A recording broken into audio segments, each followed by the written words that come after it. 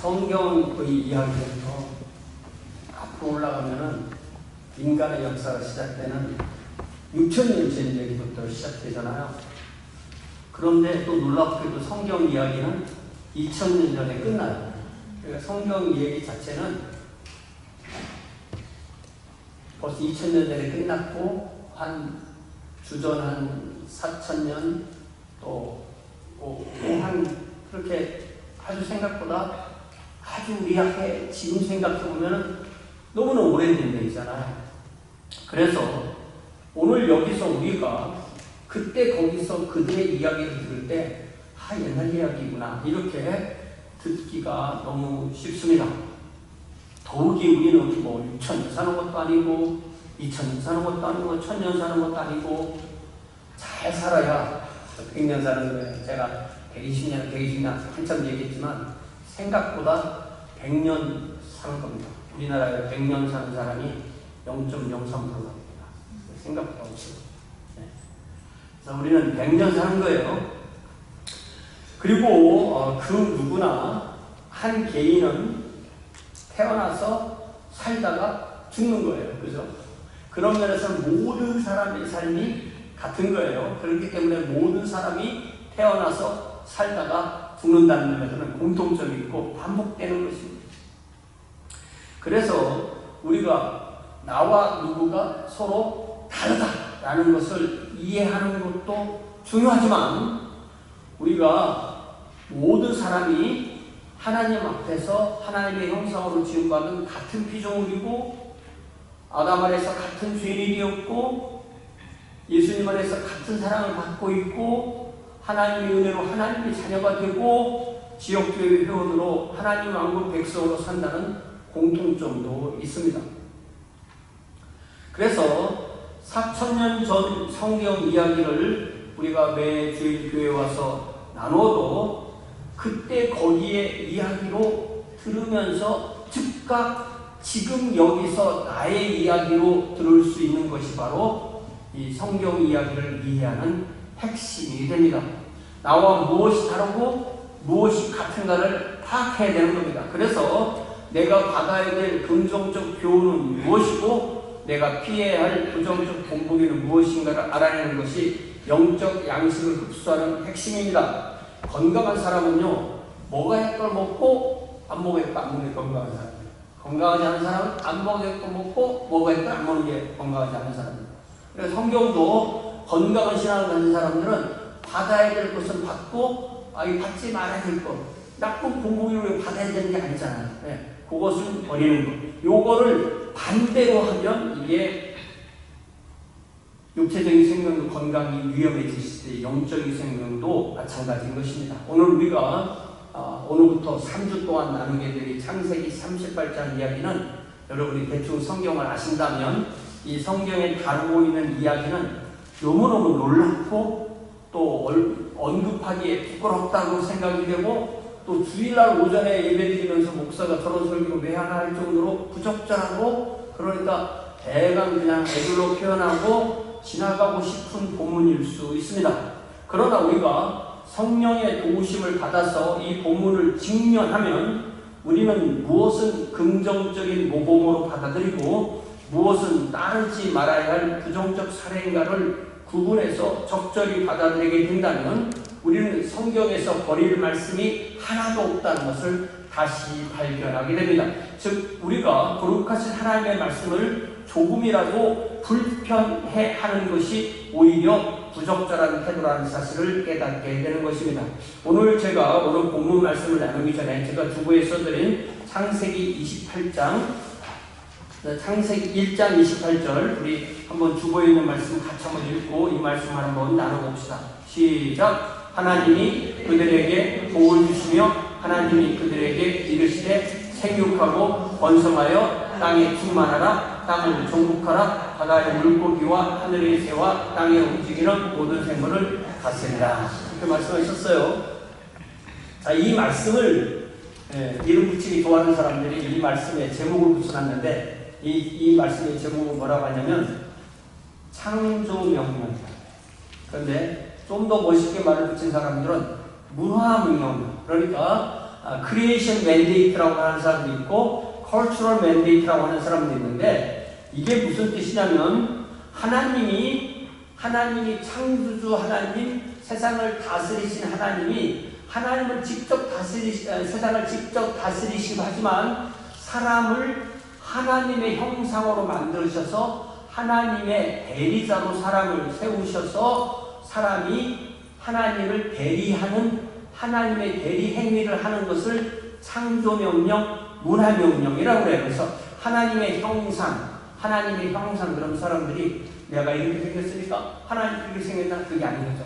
하나님이 생기신 대로 우리가 생겼다는 뜻이에요. 그러니까 하나님의 형상하는 것은 훨씬 더 영적인 형상을 말하는 건데, 그 하나님의 형상이라는 말을 또 성경이 이제 처음에는 히브리에서 헬라로 그다음에 라틴으로 갔으니까 로마 사람들이 라틴어로 번역할 때 이거를 이마고 데이 이렇게 번역을 했어요. 우리가 뭐 책 읽다 보면 이게 가끔 나오는 단어예요. 이마고 데이인데, 이것은 원래 히브리어 젤렘 엘로힘, 이게 하나님이라는 말이잖아요. 그러니까 젤렘 엘로힘이라는 이게 바로 하나님의 형상, 이런 뜻이에요. 그러니까 하나님이 사람을 하나님의 대리자로 세우기 위해서 우리에게 하나님의 형상을 주시고, 우리가 인간을 포함한 모든 피조물을 다스리고 관리하고 발전시킬 책임을 인간에게 주셨다는 것이 바로 이 창세기 1장 28절의 핵심 내용이라는 것입니다. 창조주 하나님을 대신하여 하나님의 성품인 사랑과 공의로 인간을 포함한 모든 생물, 무생물을 다 다스리고 관리하고 조화롭게 살아갈 책임을 하나님이 부여하십니다. 그러니까 우리가 환경운동하는 분들 있잖아요. 그런 분들 다 이 말씀부터 시작되는 것입니다. 그래서 이 문화혁명을 수행하는 이 4가지 하부 명령이 이 구절에 4가지로 나오는데요. 자, 첫 번째는 뭐예요? 생육하라. 두 번째는 뭐예요? 번성하라. 세 번째는 뭐예요? 땅에 충만하라. 네 번째는 뭐예요? 땅을 다스리라, 또 관리하라. 이런 말씀이에요. 생육하라, be fruitful 이라는 이 단어는 하나님의 형상을 따라서 우리가 지음을 받았는데, 그 다음부터는 하나님이 계속 사람을 직접 아담으로 만드시는 것이 아니라 부부를 통해서 사람이 태어나게 하니까 그 생명을 낳고 그 생명을 풍성하게 살라는, 그러니까 하나님께서 주시는 이 창조명령, 문화명령을 우리가 수행할 때 맨 첫 번째 하는 일이 뭐냐면 자녀를 낳는 일이다.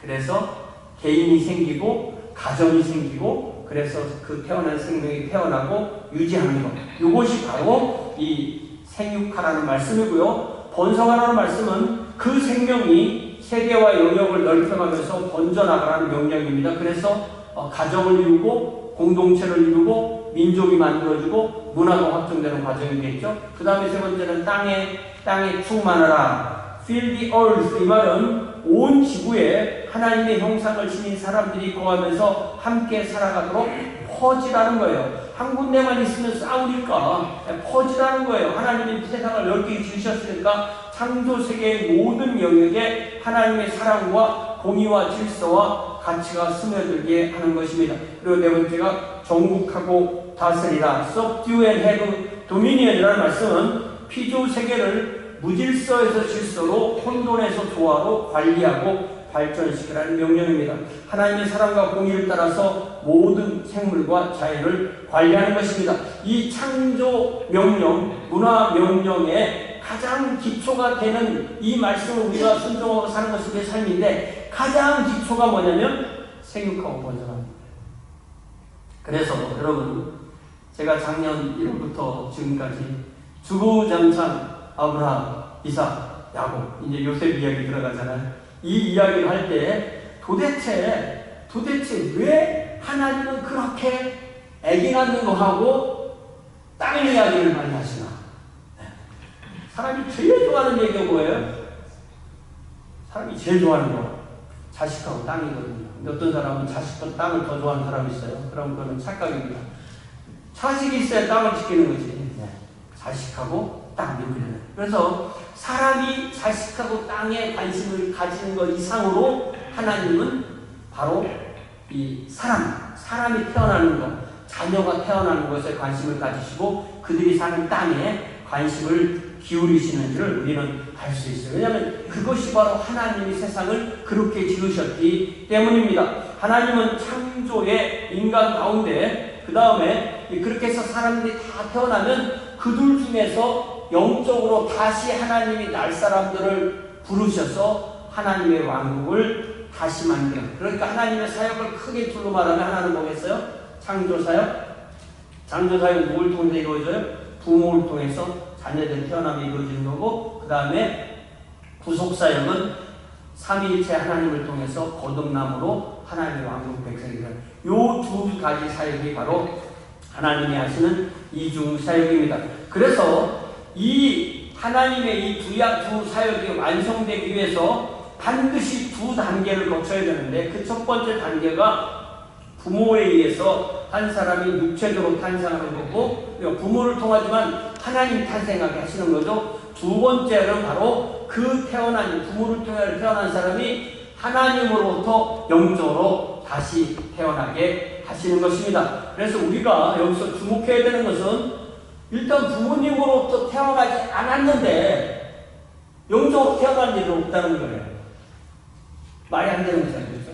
일단은 부모님께 태어나야, 부모로 한번 태어나야 하나님으로부터 거듭나게 되는 것입니다. 그러니까 하나님이 부모를 통하여 한 사람이 육체적으로 탄생하게 하시는 이 창조사역과 하나님이 영적으로 그 사람을 다시 태어나게 하시는 이 구속사역은 분명히 서로 연결되어 있다는 사실을 알 수 있습니다. 이 이야기가 바로 제가 요즘 수요일에 나누는 요한복음의 아주 핵심으로 나오는데, 그 핵심 중의 핵심이 바로 요한복음 3장이고요. 이 요한복음 3장에 보면은 니고데모라는 사람이 밤에 예수님께 찾아와서 대화를 하는데, 예수께서 그에게 해주신 핵심 말씀이 성부 하나님께 태어나야 돼. 나는 생명의 물인데 나로부터 태어나야 돼. 우리에게 생명을 주신 영인 성령으로부터 태어나야 돼. 삼위일체 하나님으로부터 태어나야 돼. 그래야 하나님의 왕국에 참여할 수 있고 하나님의 왕국 백성이 되는 거야. 이렇게 말씀해 주셨어요. 여러분, 나는 부모로부터 태어난 육체적인 생명을 가지고 있는 사람이다 의심되는 분 있어요? 어떤 사람은 철학을 하려고 그런 것도 의심하는 사람이 있지만, 우리는 그런 의심은 안 하잖아요. 그런데 두 번째가 뭐라고 했어요? 하나님의 자녀로 거듭났냐는 거죠. 거듭나는 거고 대단한 노력을 해서 거듭나는 것이 아니라, 내가 예수님을 나의 구주와 주님으로 마음으로 믿고 고백하고 따르는 그 사람이 바로 하나님의 자녀가 되는 것입니다. 여러분, 거듭나셨어요? 여러분, 하나님으로 태어나셨어요? 예수님으로 태어나셨어요? 성령으로 태어나셨어요? 삼위일체 하나님으로 태어나셨어요? 거듭나셨어요? 부모로부터 태어났지만 나는 하나님께로 다시 태어났다. 요 두 가지. 네. 앞에 거는 모든 사람이 다 똑같은 거니까 요 두 번째가 바로 핵심으로 우리에게 다가오게 되는 것입니다. 자, 오늘부터 우리는 창세기 38장 유다와 다말 이야기를 3번에 나누어서 할 건데요. 3주 연속 설교를 하는데, 오늘은 이 30절 중에서 처음 11절만 나누는데, 이 11절을 유다와 다말, 그러니까 오늘이나 다음 주나 그 다음 주가 다 유다와 다말이에요. 자, 이 챕터가 다 유다와 다말 이야기니까. 그런데 오늘 첫 번째는 시련이라는 제목으로 하나님의 말씀을 나눕니다. 오늘 이야기를 들을 때 신약 2000년, 구약 2000년 돌아가서 4000년 전 시간 여행을 통해서 그곳에 가서 그곳의 주인공이 되어서 함께 웃고 함께 울면서 그 이야기를 이해한 다음에 그 이야기를 지금 여기서 나의 이야기로 체험할 수 있는 저와 여러분 되기를 주님의 이름으로 축원합니다. 자, 1절에 보니까 그 후에라고 되어 있죠. 그 후에, 한국말로 이렇게 그 후에라고 했지만 영어 성경에서 보다시피 이거는 어떤 37장 이야기가 끝나고 이제 그 다음에 이런 일이 있었어, 그런 뜻이 아니라 새로운 이야기를 해준다, 이런 의미로 이해를 하는 게 좋겠습니다. 그러니까 굳이 오늘 이야기가 요셉이 종으로 애굽에 팔려간 이후에 일어나는 것이라고 시간 순서로 이해하지 않아도 된다는 것입니다. 그 후에 유다가 자기 형제로부터 떠나 내려갔다. 우리가 이런 말씀을 보면 어떤 생각이 드냐면, 형제들부터 떠났어? 타락이야. 또 내려갔어? 더 타락이군. 이렇게 이해하기 쉬운데, 이 말씀도 꼭 부정적인 의미만 이해하지 않아도 되는 거예요. 왜냐하면 아브라함은요, 부인이 이촌이에요, 이촌. 그리고 야곱은 부인이 오촌이에요. 그리고, 아니, 이삭은 부인이 오촌이고, 또 야곱은 육촌입니다. 그러니까 이렇게 아브라함, 이삭, 야곱은 상당히 가까운 종래 결혼을 했어요. 그러나 만약에 이 종래 결혼을 계속 몇 번 정도 하게 되면은 그 인종이 멸종되고 맙니다. 그렇기 때문에 반드시 결혼은 이 유전 형질이 다른 사람들을 찾아서 결혼을 해야 되는 거예요. 자, 그래서 야곱에게 12아들이 있는데 우리가 알다시피 요셉은 이집트로 먼저 갔고 그 애굽에서 제사장의 딸과 결혼했다고 돼 있어요. 그러니까 외국인인 거예요. 그리고 나머지 11명들은 다 최소한 유다처럼 가나안 사람과 결혼을 했든지, 가나안족이 다 해서 11족인데 특별히 이 가나안족 11족에 가나안족이라는 게 또 들어있어요. 그 혹시 가나안족 아니면 헷족에 있는 사람이 유다를 결혼한 사람인 거고요. 그리고 나머지 10명도 거의 다 가나안 사람들, 가나안에 있는 이방인들과 결혼했거나 아니면 자기 집에 전쟁을 통해서 들어왔던 아니면 하란에서 들어왔던 그 종으로 들어온 사람들과 결혼했을 것으로 우리가 이해할 수밖에 없다는 것입니다. 그렇게 보는 게 맞습니다. 그렇게 볼 때 우리의 신앙은 혈통이 아니라 믿음이라는 것을 알게 됩니다. 혈통이 나를 하나님께로 인도해 주는 것이 아니라 내가 누구를 통해서든 하나님을 만나는 것, 예수님을 구주하주로 만나는 것, 이것이 바로 핵심인 것을 알게 됩니다. 유다는 자기가 형제들도 독립해서 가정을 이루고자 자기가 앞으로 나간 것을 보기 때문에 이걸 우리가 부정적인 것으로 이해할 수가 없습니다. 유다는 가나안 사람 가운데서 그 다음 보니까 아둘람 사람 히라와 친구가 되었다는 뜻입니다.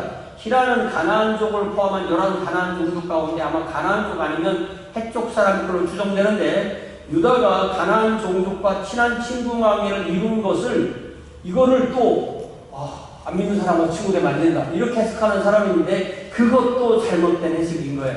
왜냐하면 유다가 가나안 족족과 가나안 종족과 친한 친구 관계에 이룩한 것 역시 긍정적인 면을 더 많이 보아야 됩니다. 우리가 하나님의 왕국 백성이 되면서 세상 친구가 없어지는 것은 결코 긍정적인 것이 아닙니다. 세상 왕국 사람이 하나님 왕국 사람이 되는 것이 하나님 왕국 사역인데, 그러기 위해서는 믿는 사람들이 믿지 않는 친구가 다 사라졌다. 나는 이제 족족들을 다 잊어먹었어요. 너무너무 홀리해졌어요. 그렇습니까?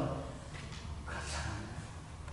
문제는 세상 친구에게 가까이 가서 세상 친구의 영향을 받아서 세상을 변화시키는 것이 아니라 세상에 의해 변화를 받는 것. 이게 문제인 거죠. 우리 주님께서는 우리를 세상 안에 있는 소금과 빛이라고 우리의 소명을 그렇게 말씀하셨어요. 그렇기 때문에 우리가 세상을 떠나면 우리의 역할을 못하는 거예요.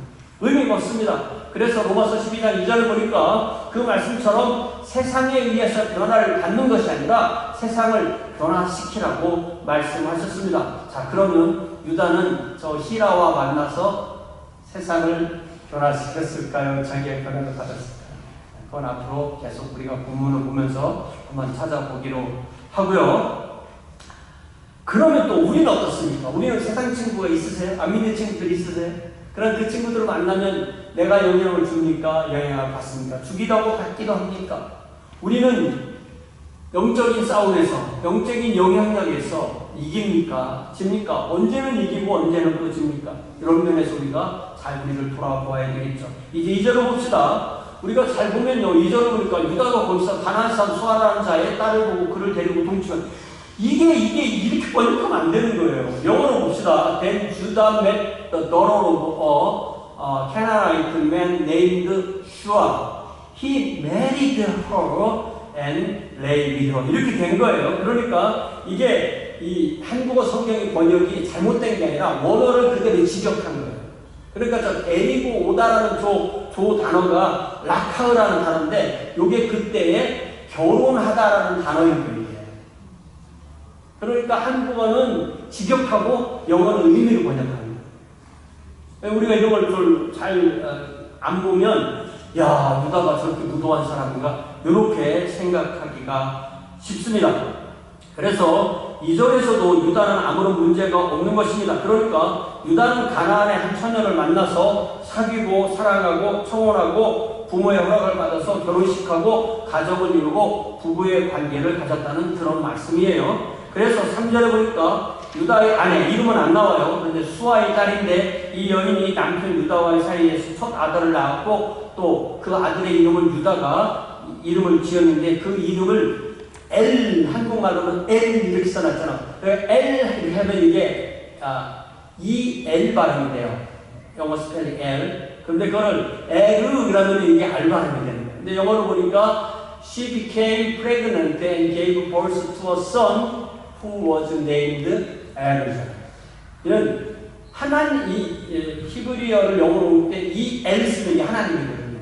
근데 한국말로만 보면은 애를 낳고 이름을 하나님이라고 졌네. 이렇게 생각하는 거잖아요. 그게 아니에요. 하나님이라는 단어는 L이라는 단어는 힘이라고 번역해서 온 거고, 이 아우라고 되는 이 단어는 감시자, 깨어있는 자라는 뜻의 이름입니다. 아마 그 시대에 많은 사람들이 좋아하는 이름 중에 하나였을 거겠죠. 유다는 결혼해서 첫 아들 엘을 낳는 큰 복을 받았습니다. 생육하고 번성하고 충만하고 다스리는 그 첫 번째 단추가 유다의 가정에서 시작된 것입니다.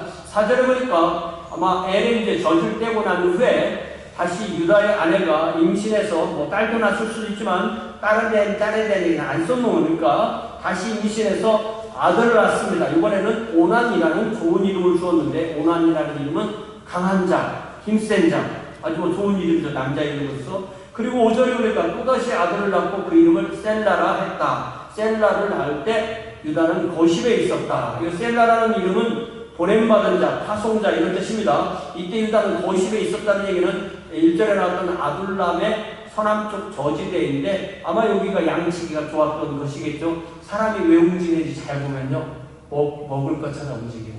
그러니까 유다도 그래서 여기 간 거라고 이해를 할 수가 있는 거죠. 이렇게 유다 부부에게 새 아들이 태어날 때 딸도 셋 정도 태어났다고 그냥 추정하면 6명의 자녀를 낳아서 젖먹이고 떼고 또 아기 들어서고 낳고 몇 년 걸리겠어요? 10명 낳아보신 분 계신가요? 10명을 낳으려면, 6명을 낳으려면 아무리 빨라도 10년은 걸릴 겁니다. 10년 정도 시간이 흘렀다는 얘기예요. 그렇게 1절부터 5절 동안 유다는 행복한 가정을 이루고 자녀도 많이 낳고 산업도 이루고 이웃과도 좋은 관계를 이루면서 살고 있었습니다. 하나님의 복이 풍성하게 있습니다. 모든 일이 잘 풀렸습니다. 이제 6절을 봅시다. 어느덧 첫아들 엘이 장성해서 결혼할 때가 됐습니다. 자, 결혼할 때가 되면 최소한 한 15살은 됐다는 얘기예요. 그래서 적극적인 아버지 유다는 자기 아들 엘을 위하여서 엘의 아내감, 즉 자신 며느리감을 직접 주선해서 엘이 결혼해서 가정을 이루도록 합니다. 그래서 유다의 아내 이름은 수아의 딸 이렇게만 되어 있지만 유다의 며느리 이름은 정확하게 담아요. 한국 사람들이 T 발음을 D로 이렇게 부드럽게 하는 그런 게 있는데 저것도 타말이 아니라 타마르예요. 타마르 이게 뭐냐면 그 유명한 우리 한국 성경에서 종려나무로 되어 있지만 우리가 이스라엘 같은 데 가서 보면 나오는 대추야자, 데이팜이라고 말하는 그겁니다. 이게 저 이거 안 먹어봤는데 이거 익으면 정말 맛있어요. 현지에서 먹으면. 다음에 한번 먹으러 갑시다. 네, 이게 타마르입니다. 자, 여기까지, 6절까지 수탄한 거예요. 아무 문제 없을까 본 거예요. 근데 7절에 대반전이 일어납니다. 7절 보세요. 7절 보니까 무슨 일이 났어요? 아들이 에르가 결혼하고 갑자기 죽은 겁니다. 창세기 저자는 뭐라고 설명하냐면 여호와 보시기에 악했기 때문에 여호와께서 죽였다라고 되어 있어요. 그러면 이 자기 아들이 여호와께서 보시기에 악했다라는 것을 유다 부부가 알았을까요? 몰랐을까요? 우리 모르죠. 네. 그러나 몰랐을 가능성도 있는 거예요. 특별한 설명이 없으니까 모르겠지만 그랬다고 볼 때 이 유다 부부의 입장에서는 첫 아들을 결혼시켰는데 이 첫 아들이 갑자기 죽고 며느리만 남았다. 얼마나 힘들었겠어요. 큰 시련이 다가온 겁니다. 인생의 시련은 이렇게 행복할 때 갑자기 찾아옵니다. 우리가 여기서 생각나는 구절이 바로 전도서 7장 14절이죠. 형통한 날에는 기뻐하고 곤고한 날에는 되돌아보아라. 이 두 가지를 하나님이 병행하게 하사 사람이 그의 장래일을 능히 헤아려 알지 못하게 하였느니라. 유다 부부는 형통한 날에 기뻐하고 감사했을까요? 하나님이 주신 행복을 누리고 기뻐하고 감사하는 것이 우리의 권리이며 우리의 의무입니다. 여러분, 아끼다가 뭐 된다는 걸 들어봤어요? 아끼다가 뭐 된다. 저는 뭐가 뭔다고 얘기 안 했어요. 여러분 상상하시고 아끼다 뭐 된다는 말이 있어요. 아끼다 못 쓰게 된다는 말이죠. 하나님이 주신 행복을 지금 여기서 누리는 것은 결코 잘못된 것이 아닙니다. 그러나 우리 인생이 형통한 날만 있는 것이 아닙니다. 곤고한 날도 있습니다. 곤고한 날, 곧 시련의 날이 반드시 옵니다. 다만 그 시련이 어떤 사람에게는 자기가 볼 때 크게 오고 어떤 사람인데 작게 오는 차이가 있죠. 크냐 작냐의 차이는 있지만 누구에게나 여러 종류로 준비하지 못했을 때 시련이 찾아옵니다. 그때 우리가 해야 할 일이 바로 돌아보는 일입니다. 유다 부부는 돌아보았을까요? 우리는 또 시련이 닥칠 때 얼마나 돌아봅니까?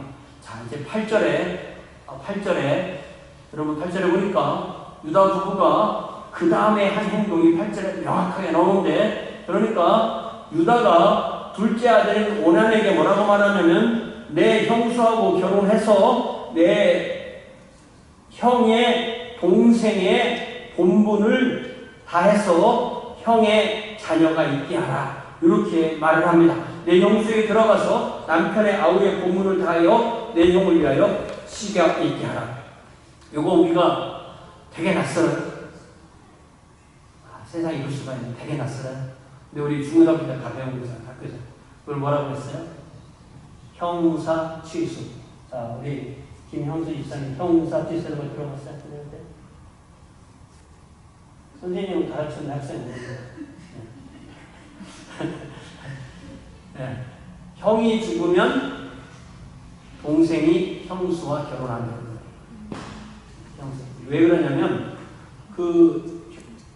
형수가 과거가 됐으니까 집에서 쫓아내지 말아요.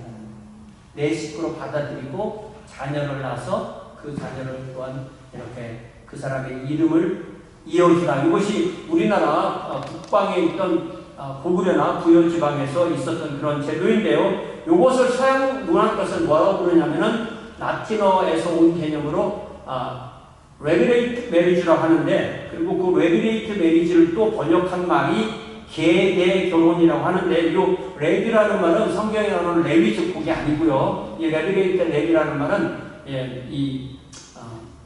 남편의 형제라는 이 라틴어 단어예요. 그래서 남편의 형제와 결혼한다 그래서 레비레이트 메리지라고 하는데, 남편이 죽으면 남편의 형제와 결혼하는 제도라는 뜻인 거예요. 그래서 계대 결혼이라는 말은 죽은 형제의 가문에 대를 잇는 결혼이라는 뜻이에요. 그럼 이게 성경에 나와 있는 율법일까 아닐까요? 제가 한번 찾아서 읽어드릴게요. 여러분, 성경 신명기 25장 5절 6절인데요. 여기에 대강 철저히 기록되어 있어요.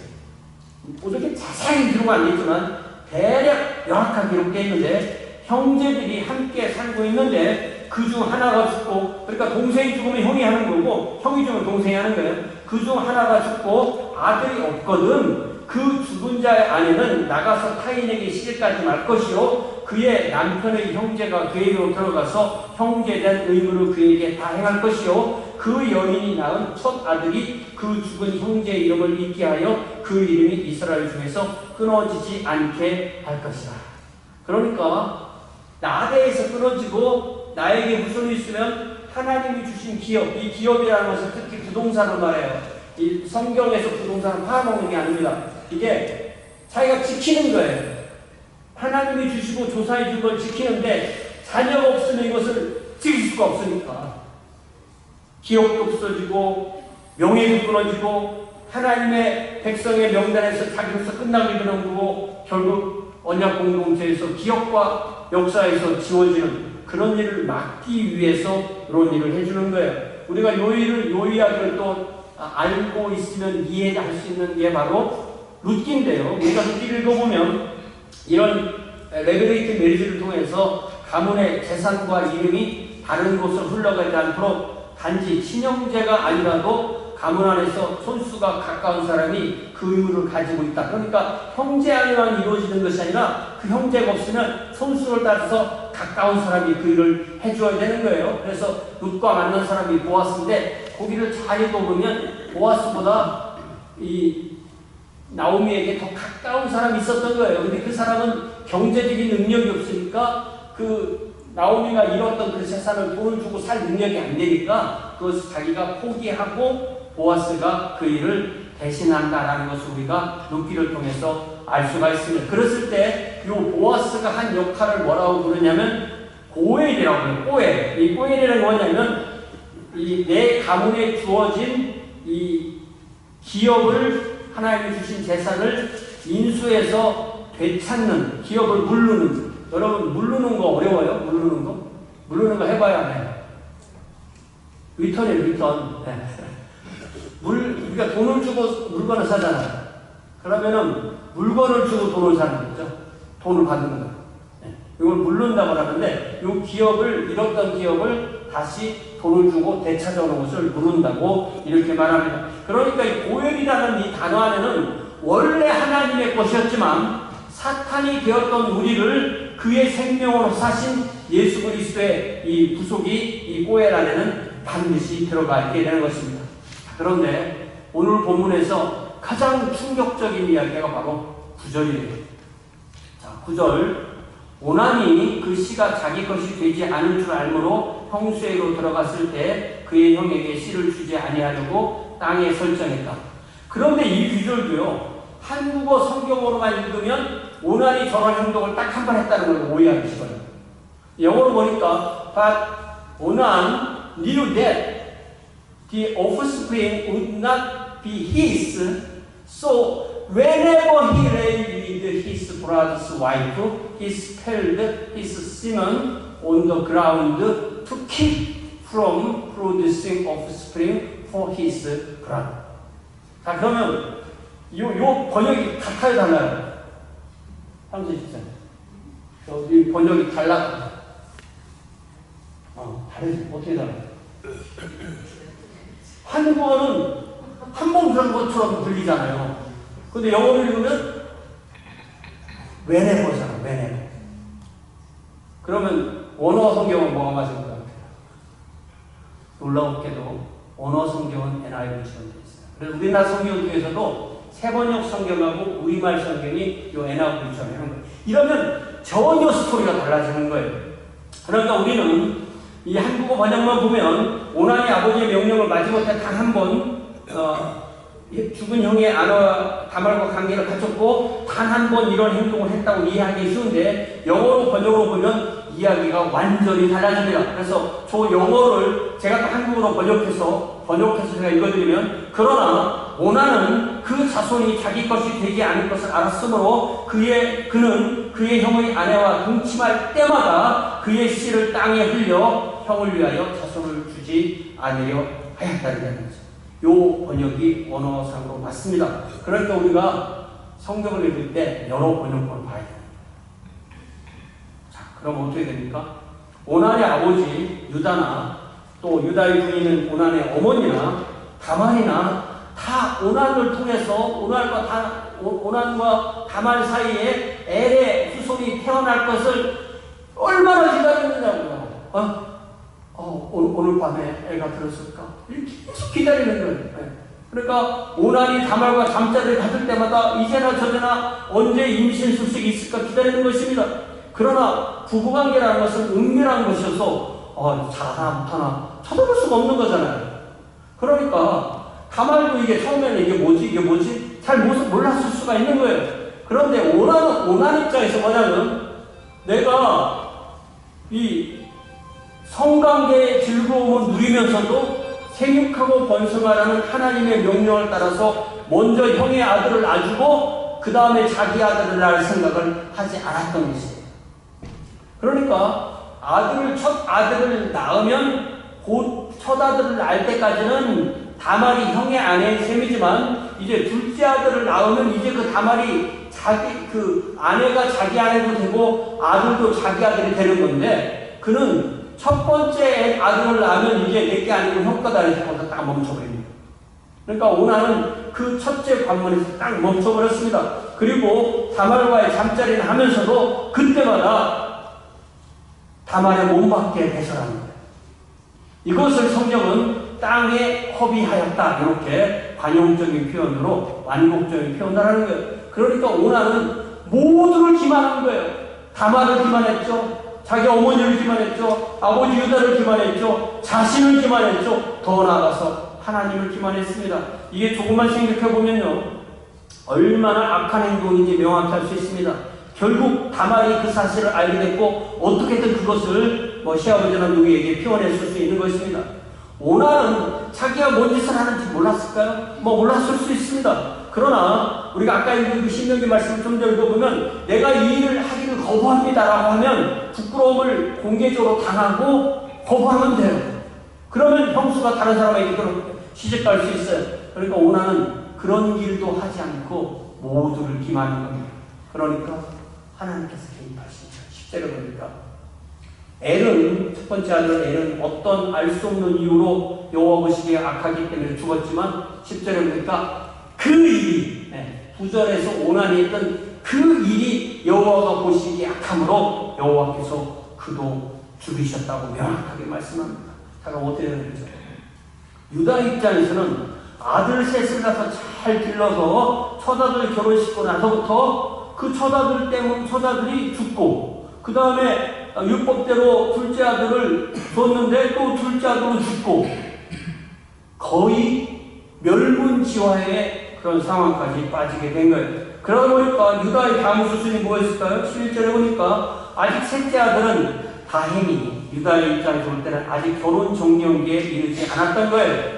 남자나 여자나 2차 성징이 나타날 때 이제 결혼할 수 있는데, 남자는 그 당시 문화로 한 14살, 15살을 돼야만 결혼할 수 있는데 아직 셀라가 그 나이가 되지 않은 것입니다. 그 상황에서 유다는 다말을 자기 집에 시집 왔으니까 자기 집에 보호하고 있어야 되는데 뭐라고 말해요? 아직 셀라가 어리니까 친정집에 돌아가서 있어라. 그러니까 유다는 자기가 골라온 며느리감 다말을 아들을 둘이나 죽인 며느리인 양 취급하면서 친정으로 돌아가서 과부로서 수절하며 살라고 요구한 것입니다. 한국어로 수절이라고 번역했지만 과부로 살아 이 뜻인데, 남편을 잃은 여인이 재혼하지 않고 또 누구와도 성적관계를 가지 않는 상태를 수절이라고 말하죠. 과부로서 살라는 거죠. 유다가 다말에게 한 말은 친정으로 돌아가서 과부로 살고 있으면 셀라가 클 때 다시 불러서 결혼하도록 하겠다는 약속입니다. 우리가 유다 입장 충분히 이해할 수 있어요. 유다 입장 충분히 이해할 수 있습니다. 그러나 유다가 그러면 안 되는 거예요. 왜요? 유다만 상처받나요? 유다는 아들 둘이었지만 다말은 남편 둘을 잃은 거예요. 그죠? 그러면 서로 보호하고 보듬어야죠. 유다는 두 아들을 잃고 다말은 두 남편을 잃었는데, 유다가 더 성숙했다면 이렇게 조치하지 않았을 수도 있다는 것입니다. 여러분, 유다 부부와 다말은 서로 기쁨과 시련을 함께 겪었습니다. 다말은 유다가 자기 처자들을 위해서 구해온 며느리였습니다. 그 결혼이 얼마나 기대가 기뻤겠습니까? 그러나 그 결혼에 찾아온 시련은 그 기쁨과는 도저히 비교할 수 없는 하늘이 무너질 듯한 재앙이었습니다. 사람이 사는 동안 죽는 것만큼 큰 일은 없습니다. 유다와 다말은 아들 둘, 또 다말의 남편들을 함께 잃은 관계였습니다. 그러니 그들이 즐거울 때 항상 즐거움을 나누었던 것처럼 울음도 같이 나눠야죠.